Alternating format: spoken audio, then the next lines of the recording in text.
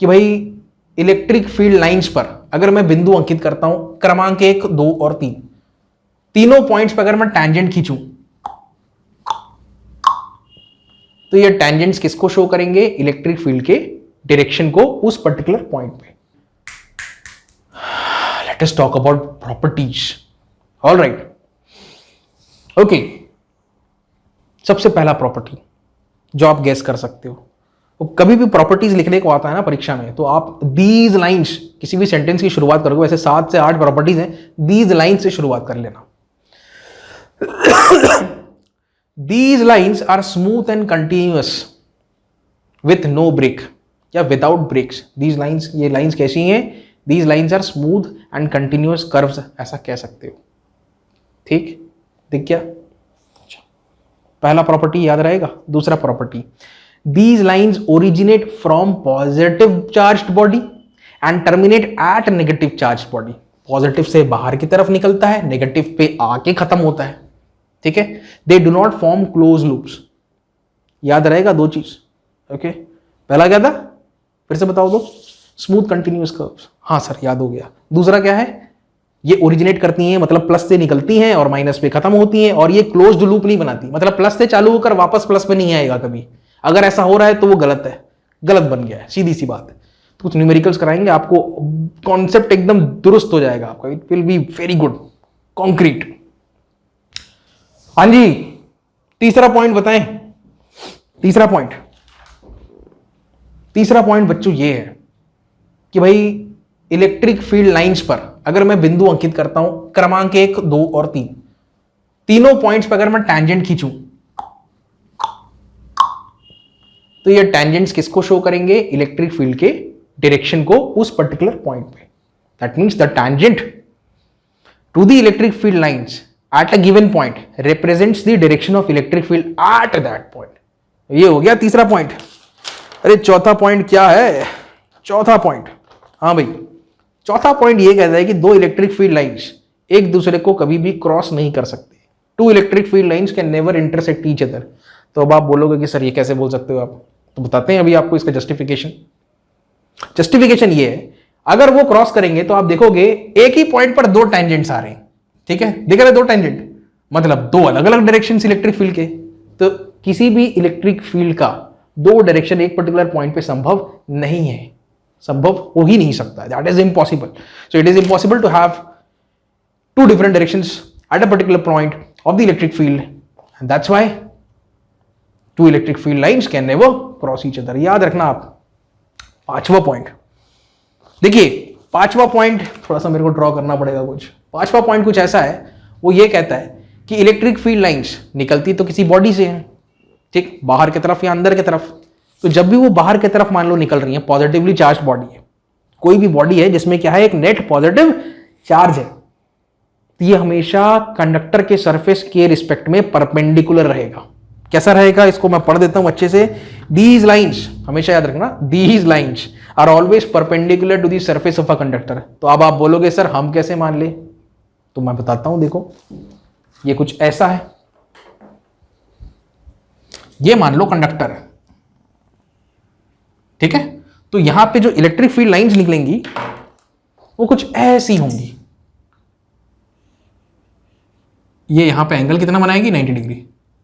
ये ऐसी होंगी, ऐसी होंगी, 90 डिग्री, 90 डिग्री। अब मान लो मैं कहता हूं कि भाई ऐसा बन रहा है, ठीक है, ये इलेक्ट्रिक फील्ड, ये इलेक्ट्रिक फील्ड। अगर वो ऐसा है, मान लो यहां पे थीटा एंगल कुछ बना दिया, तो इसके दो कंपोनेंट्स आ जाएंगे, एक vertical component E sine theta और एक हॉरिजॉन्टल कंपोनेंट, इसको आप क्या बोलोगे? ई कोसाइन थीटा होगा। अब ये सरफेस है उसका ना, ये 3D में है। अब क्या करें, बोर्ड में 3D बनाना अभी मुश्किल है, अभी आप भावनाओं को समझो। अगर ऐसा है, कैसा बॉडी है ये? इसमें एक नेट पॉजिटिव चार्ज है। कैसा है? Net positive charge, net positive charge, ठीक है। ऐसा मान लो ये इसमें नेट नेगेटिव चार्ज है, कुछ भी मान सकते हो। नेगेटिव चार्ज है तो इसके सरफेस में क्या बैठा हुआ है? इलेक्ट्रॉन्स बैठे हुए हैं। अगर यहां पे सरफेस, अब देखोगे इलेक्ट्रिक फील्ड अगर परपेंडिकुलर नहीं है, परपेंडिकुलर नहीं है मतलब ये 90 डिग्री नहीं है, तो कुछ एंगल होगा, तो उस एंगल के कारण इलेक्ट्रिक फील्ड के दो कंपोनेंट्स हो जाएंगे, एक कॉस और एक साइन। ये जो कंपोनेंट रहेगा ये कहां पे रहेगा? अलोंग द सरफेस रहेगा, इतना बात समझ में आया? अगर ये सरफेस के अंदर है तो ये क्या करेगा, यहाँ पे जो इलेक्ट्रॉन्स है उनको चलाना स्टार्ट कर देगा, उनको ड्राइव करना स्टार्ट कर देगा। इलेक्ट्रिक फील्ड के विपरीत दिशा में इलेक्ट्रॉन्स ऐसे चलने लग जाएंगे। अगर ये चलने लग गए तो सरफेस में क्या हो जाएगा, एक करंट स्टैब्लिश हो जाएगा, जिसको कि हम क्या बोलेंगे, सरफेस करंट। परंतु ये जो बॉडी है वो स्टेबल है, इलेक्ट्रिकली स्टेबल है। मतलब कोई सरफेस करंट फ्लो हो रहा है क्या इस बॉडी में? नहीं हो रहा है। सरफेस करंट हमको पता है कितना है, 0 है। कोई सरफेस करंट है ही नहीं, तो जाहिर सी बात है अगर कोई सरफेस करंट है ही नहीं, मतलब ई कॉस थीटा कितने के बराबर होना चाहिए, 0 के बराबर। तो कॉस थीटा 0 कितने पे होता है, 90 डिग्री पे होता है। इसीलिए हम बोल रहे हैं कि इलेक्ट्रिक फील्ड कितने एंगल पे रहता है, 90 डिग्री के एंगल पे रहता है, और ये उसका रीजन है। हाय हाय, काफी कुछ हो गया बात। मेरा बोतल मेरे से दूर है, नहीं तो मैं पानी पी लेता। चलो समझ गए कितने पॉइंट्स हो गए, देखता हूं मैं, रुको। 5 हो गए मेरे ख्याल में। छठवा, यार छठवा पॉइंट मैं आपको बता चुका हूं। छठवा पॉइंट ये कहता है कि जो इलेक्ट्रिक फील्ड लाइंस हैं वो लॉन्जिट्यूडनली कंट्रैक्ट करती हैं। वो देख लो, ठीक है। कौन सा केस में? इलेक्ट्रिक डाइपोल के केस में लॉन्जिट्यूडनली कंट्रैक्ट करती हैं, two equal and opposite charges, unlike charges. 7वां पॉइंट, इलेक्ट्रिक फील्ड लाइंस एक दूसरे पर लेटरल प्रेशर। तो ये लॉन्जिट्यूडनल तो ऐसा होता है, लेटरल ये डायरेक्शन होता है, लेटरल प्रेशर। बात समझ में आया? कोई भी इलेक्ट्रिक फील्ड लाइन अपने नेबरहुड में जो लाइन है उस पर कैसा प्रेशर लगा रही है, लेटरली प्रेशर लगा रही है। 7 पॉइंट हो गए। 8वां पॉइंट काफी इंटरेस्टिंग है और उस पर बड़ी शानदार चर्चा होगी इस सेशन में, बताएंगे आपको। 8वां पॉइंट देखो। 8वां पॉइंट क्या कहता है कि भाई किसी भी इलेक्ट्रिक फील्ड का स्ट्रेंथ पता करने के लिए, देखो मान लो मैं ऐसा करके इलेक्ट्रिक फील्ड ये ऐसा बनाता हूं,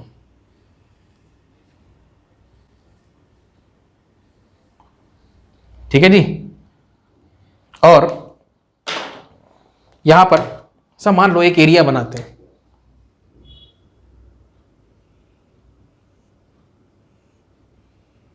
तो यहां पे वो चीरते हुए जा रहा है ये 3 पॉइंट्स पे, ठीक। ये ऐसा, ये इलेक्ट्रिक फील्ड लाइन कोशिश करते हैं यार अच्छे से बनाने की, कभी बनता है कभी नहीं बनता है। ये इलेक्ट्रिक फील्ड लाइंस ऐसा जा रही हैं। इस सेम पीस को, मान लो ताश का पत्ता है, इस सेम ताश के पत्ते को मैं यहां पे रख देता हूं फिर से,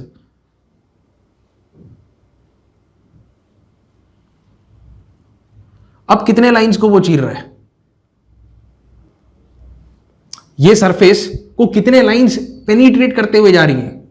यहां पे कितने लाइंस पेनिट्रेट कर रही हैं सर, यहां पे 3 लाइंस पेनिट्रेट कर रही हैं बच्चों। यहां पर इस सरफेस को इस पर्टिकुलर लोकेशन पर, ये लोकेशन ए है, ये लोकेशन बी है। एक तुलनात्मक दृष्टिकोण मैं रखूंगा आपके सामने, will put up a comparative analysis, right. तो यहां पे कितनी लाइंस क्रॉस कर रही हैं, ठीक है। तो पर मीटर स्क्वायर मान लो ये जो क्षेत्रफल है, ये क्षेत्रफल कितना है, x स्क्वायर, ऐसा मान लो x है, ठीक है। ये x बाय x का है तो x स्क्वायर होगा, ये भी x बाय x का है तो x स्क्वायर हो गया, ऐसा मान लो, राइट। चलो छोड़ो यार, इसको एरिया a लिखो। अरे लाइन ब्रेक कैसे हो गई, बोलोगे लाइन ब्रेक हो गई सर, आप तो बोले ब्रेक नहीं होगा। तो 3 लाइंस पर यूनिट एरिया, और यहां पे कितना है, 1 लाइन, ऐसा लिखो, पर यूनिट एरिया। तो जाहिर सी बात है यहां पर जो इलेक्ट्रिक फील्ड रहेगा वो कैसा रहेगा, स्ट्रॉन्ग रहेगा, और यहां पर इलेक्ट्रिक फील्ड रहेगा वो कैसा रहेगा, वीक रहेगा। तो हम फाइनली बोल सकते हैं in locations where the electric field lines are closer to each other, ऐसे लोकेशंस जहां पर इलेक्ट्रिक फील्ड लाइंस एक दूसरे से काफी नजदीक रहती हैं, वहां पे इलेक्ट्रिक फील्ड की तीव्रता बहुत ज्यादा होती है, strength of electric field is high. और ऐसे लोकेशंस जहां पर की इलेक्ट्रिक फील्ड लाइंस दूर दूर होती हैं, देखिए यहां पे दूर दूर है, ऐसे लोकेशंस पर इलेक्ट्रिक फील्ड का स्ट्रेंथ वीक रहता है। समझ में आई बात, ठीक है। अब सबसे मेन मुद्दा, क्या इलेक्ट्रिक फील्ड लाइंस हमें कोई इंफॉर्मेशन कन्वे कर सकती हैं स्ट्रेंथ के बारे में? तो हल्का फुल्का इंफॉर्मेशन तो कन्वे कर रही हैं, ज्यादा डिटेल में मैं अब आपको समझाता हूं वो कैसे होता है।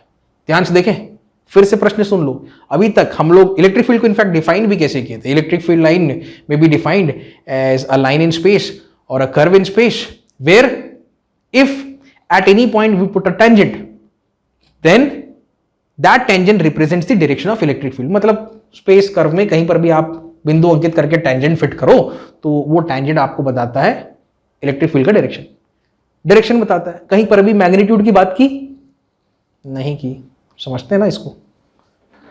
हाँ बताएं? हाँ सर, चलिए देखिए,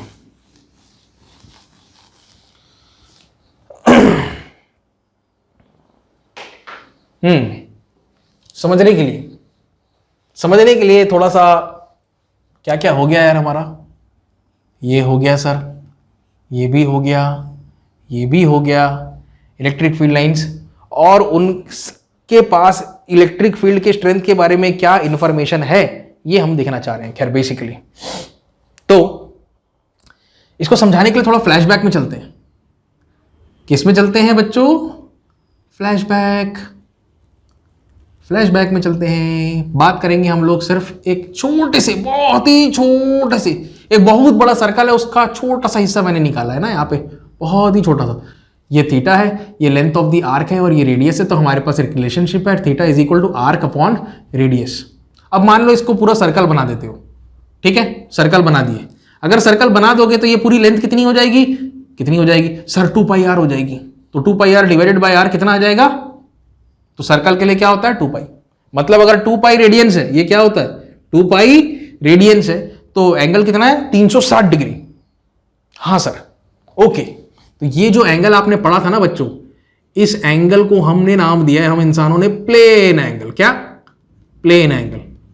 गणित जब पढ़ोगे, पढ़ा ही हो गया, जाहिर सी बात है। तो ये सब हम पढ़ते हैं, ठीक है, प्लेन एंगल। यहां पे हम किस में बात कर रहे हैं? ये आपको इसलिए पढ़ाया जा रहा है कि अभी तक तो प्लेन में काम चल जा रहा था, तो बार बार देखे होगे पूरे सेशन में मैंने ये यूज किया 3D स्पेस, 3D स्पेस। तो यहाँ 3 डायमेंशन में बात हो रही है, तो कुछ नया टाइप का एंगल हम लोग को सीखना पड़ेगा, जिसके जरिए हम इलेक्ट्रिक फील्ड को एनालाइज कर पाए। अच्छा भाई, वीडियो की स्पीड बढ़ा लो, मैं तो बड़े फुर्सत से बताऊंगा आपको। दूसरा प्रकार का जो एंगल मैं आपको बताऊंगा आज, वो है सॉलिड एंगल। हाँ, पता नहीं आप लोग में से कितने लोगों ने मेरा 11वीं क्लास का यूनिट्स और मेजरमेंट का पहला वीडियो देखा है। उसमें बड़े प्यार से मैंने ये सारी चीजें बताई थी, और उस वीडियो में मैंने ये भी कहा था कि आपको इस सॉलिड एंगल की जरूरत पड़ने वाली है गॉस लॉ में इलेक्ट्रिक फील्ड को समझने के लिए, ठीक है। तो बस उसी कहानी को मैं आज एकदम ट्रू प्रूफ करने वाला हूं। देखिए सॉलिड एंगल, अच्छा मान लीजिए छोटा सा एरिया है, बहुत ही नन्हा सा। अरे यार इतना छोटा बनाऊंगा तो आपको दिखेगा क्या? ये छोटा सा एरिया है ना, बहुत छोटा सा, हम लोग जूम करके बना रहे हैं ना। और यहां पे मैं एक बिंदु अंकित करता हूं, ये ऐसा जोड़े, ये ऐसा जोड़े। यहां पे जो एंगल सबटेंड कर रहा है इसको हम लोग सॉलिड एंगल बोलते हैं। ये जो मैंने लिखा है ना, इसी को हम लोग क्या कहते हैं? We call this solid angle. तो सर इससे हमको क्या मतलब है? तो बताते हैं आपको क्या मतलब है। ये सॉलिड एंगल जो है इस एरिया के लिए, कितने एरिया के लिए? मान लीजिए ए एरिया के लिए। तो जिस प्रकार से प्लेन एंगल थीटा को हमने डिफाइन किया था length of the arc upon radius, ध्यान से देखना, सॉलिड एंगल को हम लोग डिफाइन करते हैं, जैसे वहां लेंथ था, यहां पे क्या है? एरिया अपॉन, जैसे वहां रेडियस था, यहां पे क्या आ गया? रेडियस का स्क्वायर आ गया। इसका जो यूनिट था, इसका यूनिट क्या था बच्चों? रेडियंस। अभी everything will start making sense. पहले ये सीखो। अभी मैं आपको अस्त्र और शस्त्र दे रहा हूं, M16 गन दे रहा हूं, मैं आपको बहुत बढ़िया बढ़िया टूल्स दे रहा हूं, जिसके जरिए आप इस कॉन्सेप्ट को समझ पाओगे, अंत में जाके समझेंगे बढ़िया से। अच्छा, तो जैसे यहां 360 सर्कल के लिए कितना है? 2π। तो आप सोच सकते हो सर यहां पे ये क्या चीज है असल में? एक थोड़ा सा इमेजिन करना है ना, अपनी कल्पना शक्ति को बढ़ाएं। क्या करें? कल्पना शक्ति को बढ़ाएं। ये ठीक है, क्या बना? कोन। एक और पैच, ऐसे ही एक और सर्कल यहां पे छोटा सा, एकदम पिद्दी सा, इन्फिनिटेसिमली स्मॉल, ऐसे बहुत सारे, ऐसा क्या बनते रहा है? ये सेंटर है ना, यहां पे सब आ रहे हैं, क्या बन रहा है? कोन। कोन, ऐसे बहुत सारे कोन है, 3D स्पेस में लगा दो तो अल्टीमेटली जो ऑब्जेक्ट बनेगा वो क्या रहेगा? सर स्फीयर रहेगा। क्या यार नहीं सोच पाए?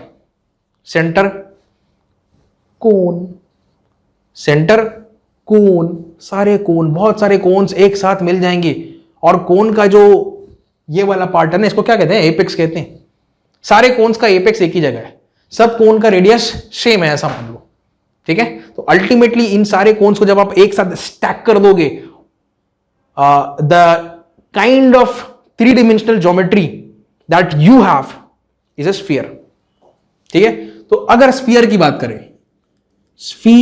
बात करें तो उसका क्षेत्रफल कितना होगा सर? स्फीयर का होता है 4πr², डिवाइडेड बाय क्या करना है? r²। तो ये जो 4π आया ना बच्चों, जैसे वहां 2π रेडियंस आ रहा था ना सर्कल के लिए, तो यहां स्फीयर के लिए क्या आएगा? 4π। इसको लिखते हैं हम लोग स्टे रेडियन। बस इतना ज्ञान याद रखो। चलो इसका टेंशन मत लो, इतना तो याद रखो भाई, नहीं तो कैसे करोगे फिजिक्स, कैसे सीखोगे? फिजिक्स की खूबसूरती को अगर बाहर निकाल के लाना है तो ये सारे टूल्स का आमना सामना करना पड़ेगा। नोट करो, कर लिए नोट? बहुत प्यास लग रही है यार। ये बोतल दूर हो गया, ये तार बंधा हुआ, अब तार को खोल के जा भी नहीं सकते। क्या बताएं? चलो और आगे चीज देखो। आप तो बस मजा लो, तो मैं यहां पे कुछ लिखने वाला हूं। फिर से क्वेश्चन को पढ़ते हैं। हमारे सामने प्रश्न ये है, can electric field line tell us about the strength of electric field? तो मेरा उत्तर है इसका, लिख देता हूं मैं, यस। क्या है? यस। क्या लिखना चाहिए? Electric field lines convey info about the strength। किसके बारे में इन्फो कन्वे करते हैं? About the speed. बढ़ाए हो कि नहीं? अरे बढ़ा लो, मैं बड़े फुर्सत में बताऊंगा ये सब चीजें। स्ट्रेंथ ऑफ इलेक्ट्रिक फील्ड, तो ये चीज। लेकिन आप बोलोगे सर हम क्यों माने? बताते हैं। सॉलिड एंगल याद है ना जो बताया, काम आएगा अभी। अच्छा चलो ऐसा समझो, ये एक पॉजिटिव चार्ज, क्या है ये? Positive charge. तो यहां पे मैं 2 लोकेशंस बना रहा हूं, एक इधर एक इधर, और इस लोकेशन से गुजरता हुआ मैंने बना लिया एक स्फीयर। ये जो लोकेशन है ना बच्चों, यार एक काम करते हैं ना, लिख लो ना यार इसको। ये जो चलो लिख लूंगा, ये P1 है, अभी याद रखो। क्या है, थोड़ा सा ड्राइंग आएगा ना, समझो बात को, भावनाओं को समझो। और इसको मैं हल्का सा डार्क बना देता हूं,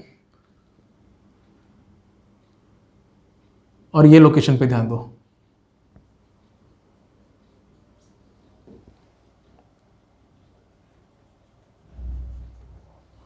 उतना अच्छा सर्कल नहीं बन पाएगा, क्षमा करें, कोई ड्राइंग टीचर तो हूं नहीं मैं। काम चल जाएगा लेकिन। ओके ओके, तो यहां पे 2 पॉइंट, एक पॉइंट इस तरफ और एक पॉइंट यहां पे। जरा समझते हैं ना, आपके सामने मैं पूरा पहले व्यवस्था बिठाता हूं और फिर हम लोग क्या सिद्ध करने का कोशिश कर रहे हैं, फिर उसके बारे में बात कर रहे हैं।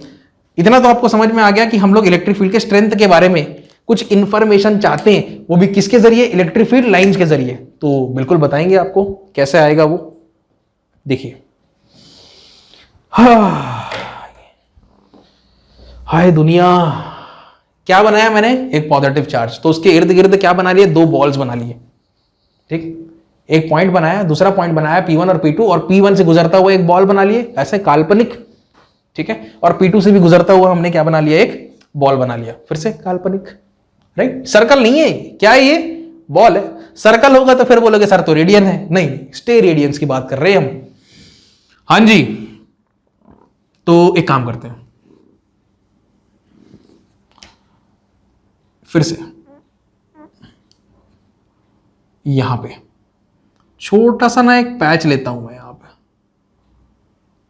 थोड़ा सा इमेजिन करना पड़ेगा भाई, बिना इमेजिनेशन किए फिजिक्स नहीं पढ़ सकते। क्या है ये? छोटा सा एक पैच है, बहुत ही छोटा सा पैच है, लेकिन मैंने थोड़ा बड़ा बना दिया। मैं ही छोटा बना दूंगा तो फिर भाई तुम लोग समझोगे कैसे? ठीक है, ये पैच बनाया। अच्छा, तो जाहिर सी बात है कि भाई यहां पे ये पैच कुछ ना कुछ एंगल बनाएगा।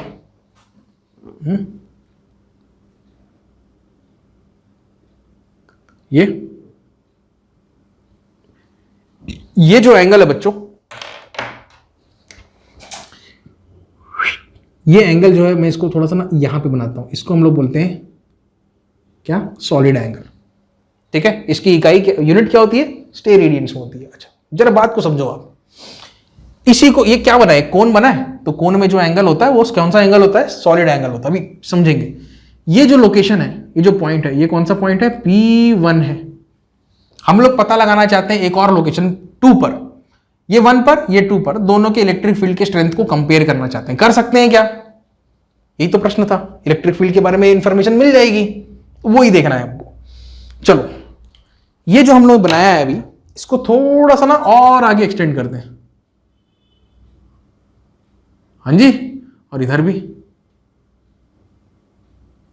ओके, तो ये पॉइंट जो था, दिस वॉज पॉइंट P1, ऐसा समझ लो, या फिर ये सेंटर में है यार, ऐसा समझ लो। ये पॉइंट क्या है, P1 है, ये लोकेशन P1 है। ठीक है, देखते जाओ, everything will start making sense. Be patient, और स्पीड बढ़ा लो, क्योंकि मैं तो बहुत ही स्लो।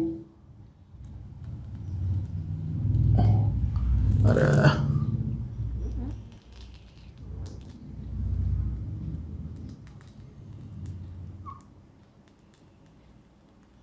ओके,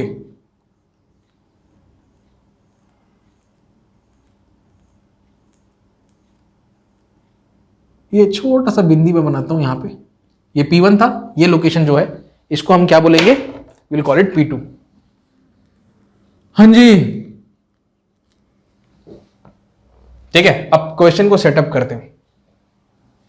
मान लो लेट से लेट E1 मतलब इलेक्ट्रिक फील्ड कहां पे, एट P1। उसी प्रकार से आप एक और पॉइंट लगाया आपने, ठीक है, P2 पर जो इलेक्ट्रिक फील्ड होगा उसको हम क्या बोलेंगे, E2 बोलेंगे। हम बेसिकली अपना ऑब्जेक्टिव सेट कर देते हैं, ये कि भैया E1 बाई E2 कितना होगा, ये बताना। ठीक है, तो अब आप बोल रहे होगे सर मैथमेटिकली तो हम जानते हैं कि भैया इलेक्ट्रिक फील्ड का कैसा रिलेशनशिप है, इनवर्स रिलेशनशिप है, ये आपको पता है।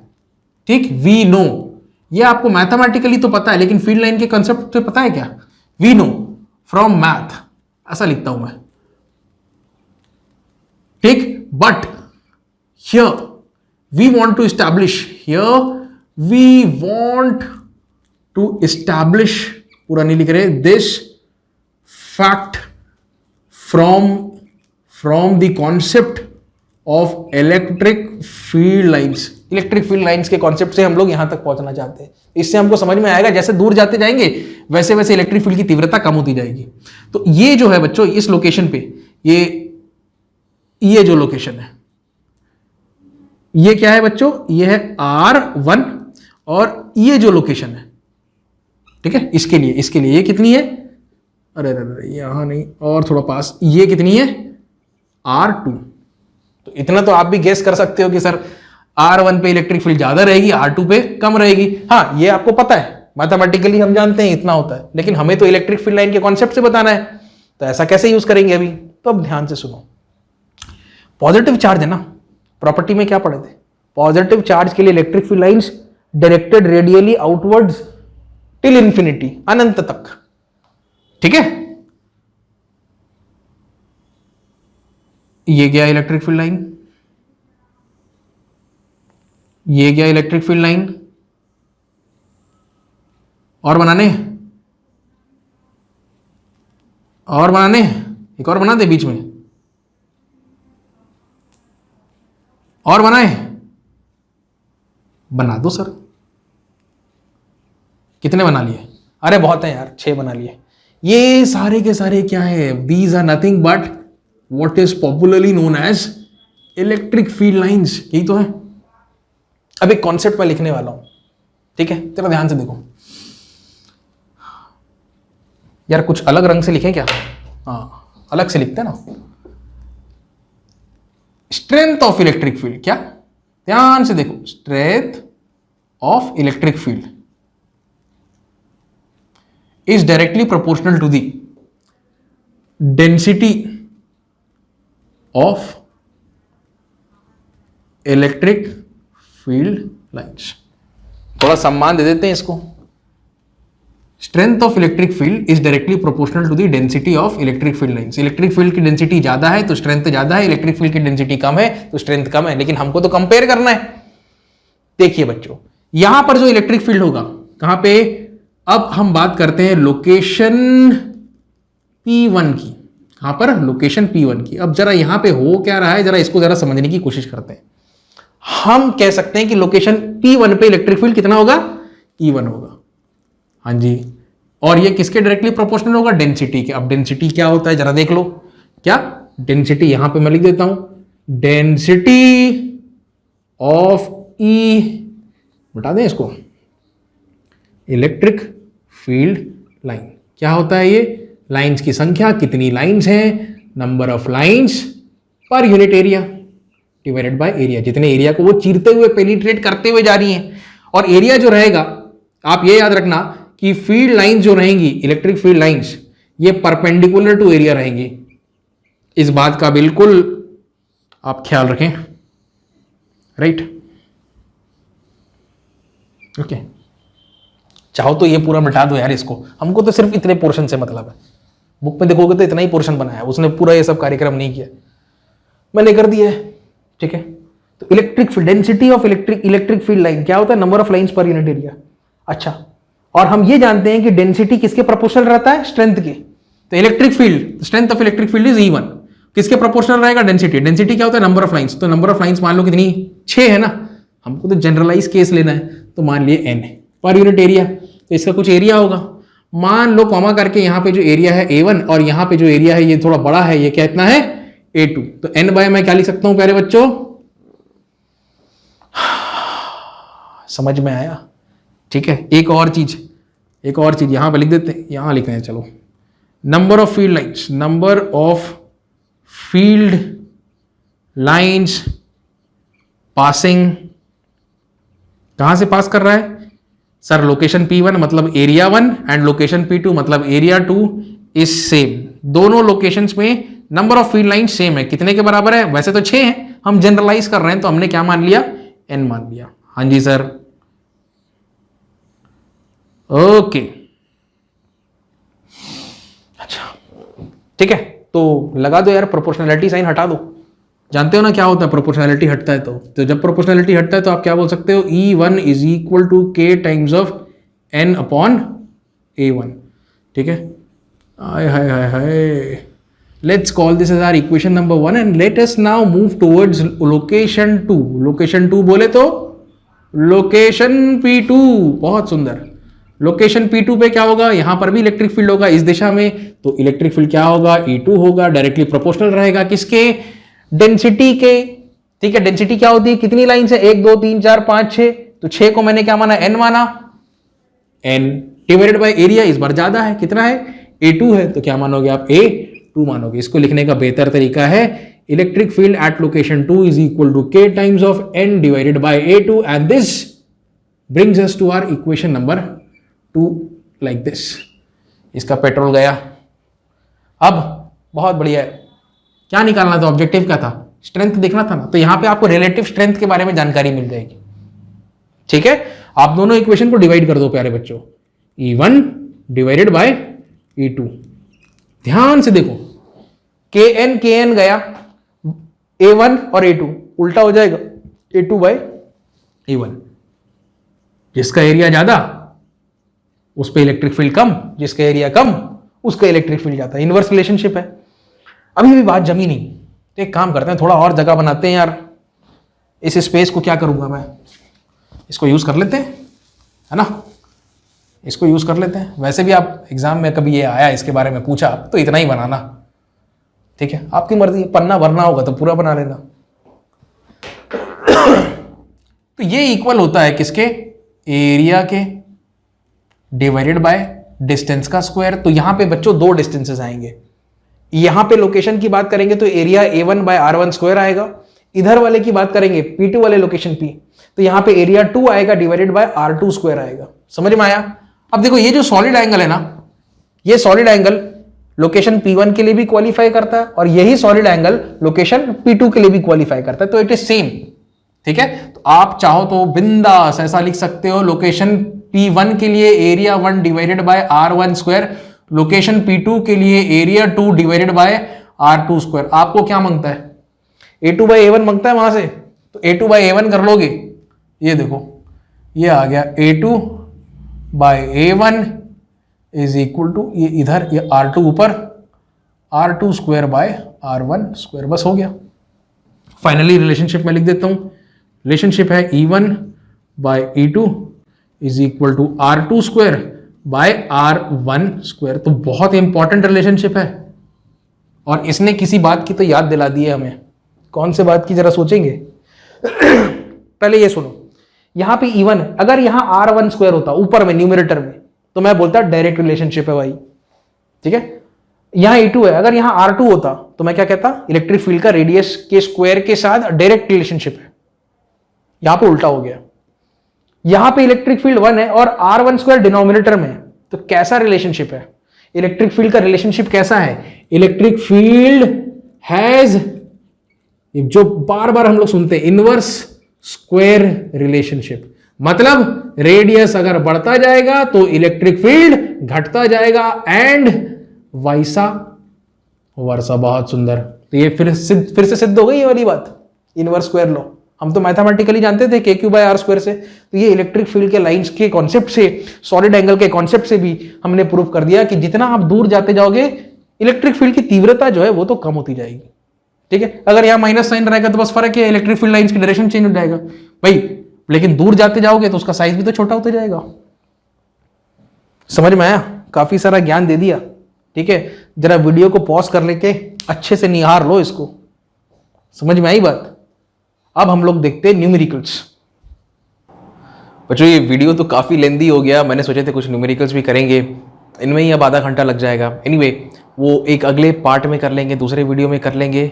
आज के लिए बस इतना ही, अगले वीडियो में फिर से मिलते हैं। और मुझे बताओ कि आपको कैसा लगा वीडियो नीचे कमेंट सेक्शन में। तब तक के लिए take care, have a nice day, keep learning, keep watching, thank you.